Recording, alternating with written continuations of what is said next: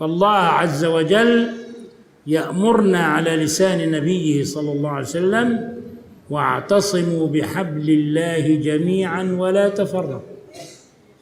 சஹாபாவிலேயே அந்த சலஃபுக்கு வழிகாட்டிய சலஃபி ஒருத்தர் இருக்கிறார். சலஃப் முஹம்மது ரசூலுல்லாஹ் ஸல்லல்லாஹு அலைஹி வஸல்லம் அவரும் ஒரு சலஃபி. ஏன்? அவர் முந்தைய எல்லா நபிமார்களுடைய சொந்தக்கார். நபிமார்கள் எல்லாரும் ஒரு தந்தைக்கு பிறந்தவர்கள். ஆமா, எல்லாரும் ஒரு தந்தைக்கு பிறந்தது. ஆதமிலிருந்து வந்தவங்க. ஆதம் ஒரு நபி. அந்த அதே ஆதமுடைய அந்த நுபுவத்திலிருந்து அப்படியே கடைசியா வந்து அதே தனக்கு முன் வந்த எல்லா நபிமார்களும் சொன்னதையே நான் சொல்றேன்னு சொல்லிட்டு வந்தவங்க தான் சலஃபி. அப்ப அதை இன்னைக்கு யாரு அதே நபிமார்களுடைய பாதையை எடுத்து மக்களுக்கு சொல்ற அவர் தான் சலஃபி.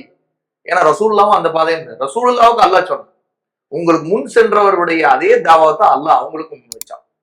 அதைத்தான் ரசூலுல்லாஹி ஸல்லல்லாஹு அலைஹி வஸல்லம் எல்லா நபிமாருடைய தாவாவை ஓதி காட்டி மக்களுக்கு முன் வைக்கிறாங்க. அத்தௌஹீத், அல்லாஹ்வின் பக்கம் அழைக்கிறது, அவனையே வணங்கும்படி சொல்றது, அவனுக்கு இணை வைக்க கூடாதுன்னு சொல்றது. இதுதான் சலஃபி அடிப்படை அக்கீதாவுல முதல் ஆணிவேர்.